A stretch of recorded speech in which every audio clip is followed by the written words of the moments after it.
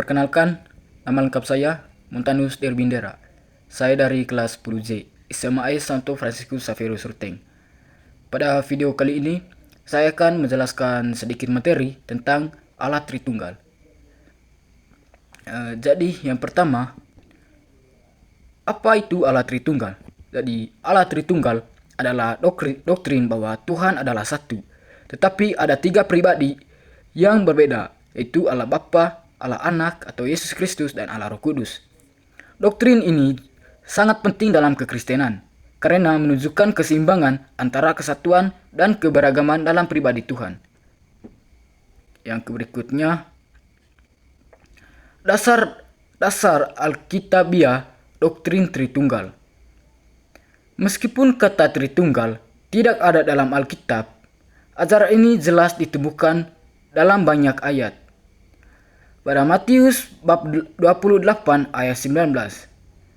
Karena itu, pergilah, jadikanlah semua bangsa muridku dan baptislah mereka dalam nama Bapa dan Anak dan Roh Kudus. Pada 2 Korintus bab 13 ayat 14. Kiranya kasih karunia Tuhan Yesus Kristus dan kasih Allah dan persekutuan Roh Kudus menyertai kamu sekalian. Pada Yohanes 14 ayat 16 sampai 17, Yesus berbicara tentang peran Roh Kudus yang akan datang setelahnya. Yang berikutnya, ada satu Tuhan, tiga pribadi. Jadi kesatuan Tuhan, Allah Tritunggal menunjukkan bahwa meskipun ada tiga pribadi, yaitu Bapa, Anak, dan Roh Kudus, mereka tetap satu dalam esensi dan hakikat. Tidak ada perpecahan atau perbedaan dalam kodrat mereka. Jadi pribadi yang berbeda, itu yang pertama itu ada Bapa, Allah yang menciptakan segala sesuatu dan mengutus Anak.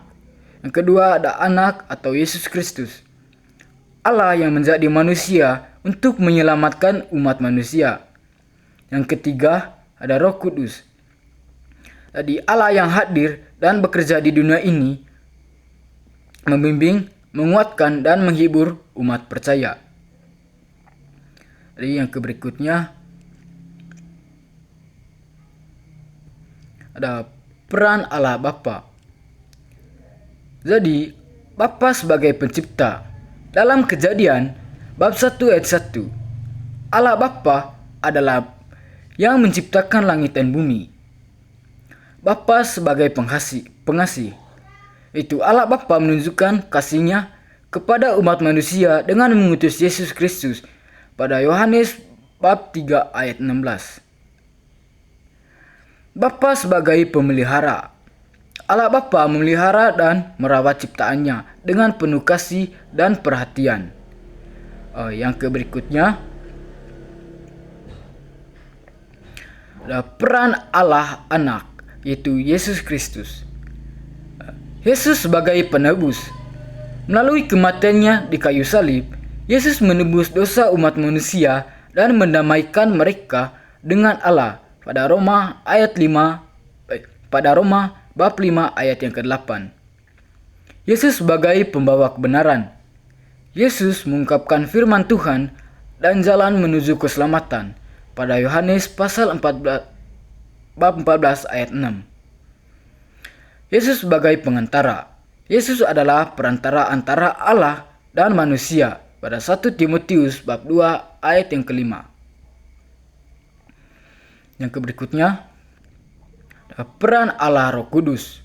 Jadi, Roh Kudus sebagai penghibur dan pembimbing.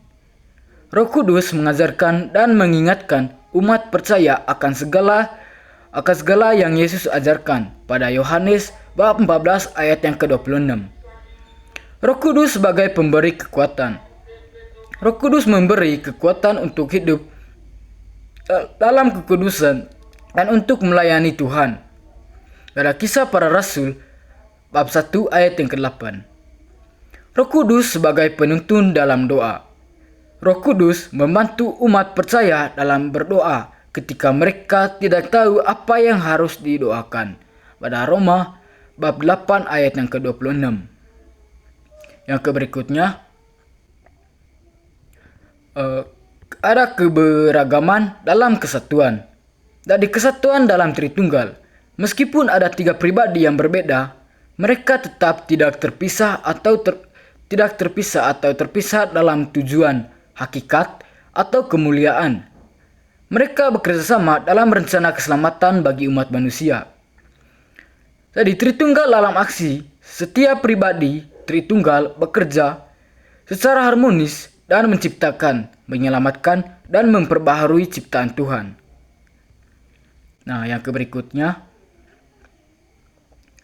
mengapa doktrin Tritunggal penting? Jadi, menegaskan keselamatan dalam Kristus.